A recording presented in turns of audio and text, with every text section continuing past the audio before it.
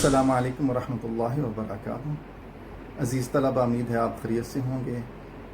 اللہ کریم آپ کو اپنی امان اور اپنی حفاظت میں رکھیں۔ 1000 سے زیادہ عرصہ گزرنے کے باوجود مسلمان اور ہندو ایک قوم نہ بن سکے۔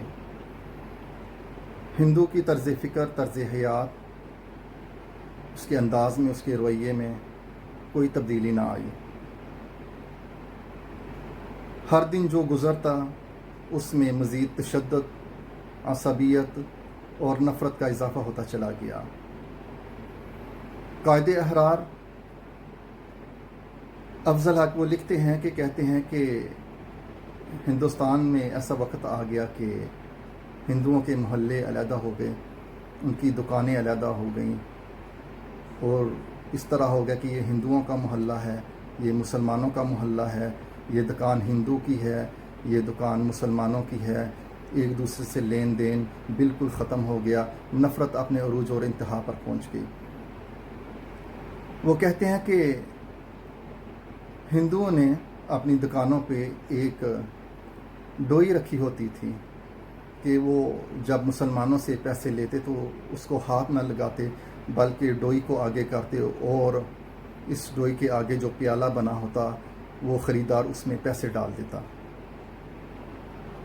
وہ کہتے ہیں کہ ایک دفعہ یوں ہوا کہ میں کسی چیز کی خریداری کے لیے ایک ہندو دکاندار کے پاس گیا، میں نے چیز خریدی اور اس نے حسب روایت، حسب عادت، اپنے تعصب کی بنیاد پہ میرے آگے ڈوئی کی۔ اتفاقاً یوں ہوا کہ پیسے رکھتے ہوئے میرا ہاتھ اس کو لگ گیا۔ ہاتھ ہی لگنا تھا کہ اس نے اپنی زبان سے بیہودہ گفتگو شروع کر دی، گالی گلوچ کرنا شروع کر دیا کہ ایک دم میں سکتے میں آ گیا کہ یہ کیا ہو رہا ہے۔ اسی طرح پنجاب یونیورسٹی کے شعبہ تاریخ کے استاد محمد اسلم کہتے ہیں، وہ اپنے سفر نامہ ہند میں لکھتے ہیں، وہ کہتے ہیں کہ میں ٹرین کا سفر کر رہا تھا تو رات کا وقت تھا، ایک جگہ پہ میں نے قیام کیا، اترا اور کھانے کے لیے میں ایک ریسٹورنٹ میں گیا۔ وہ کہتے کہ جب میں اس ریسٹورنٹ میں بیٹھا تو اتفاق سے جو شخص میرے سامنے بیٹھا ہوا تھا یہ وہی شخص تھا جو سفر کے دوران میرے ساتھ تھا، میرے سامنے مد مقابل بیٹھا ہوا تھا۔ اتفاق سے جب میں یہاں پہ کھانا کھانے لگا تو وہ بھی سامنے بیٹھا ہوا تھا۔ میں نے ہوٹل والے سے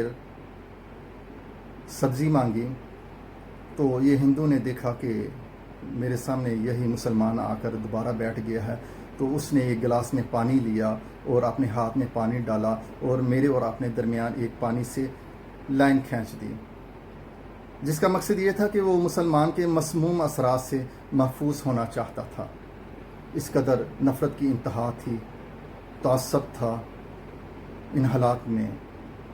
اور کیا ہوتا، پاکستان نہ بنتا تو اور کیا ہوتا۔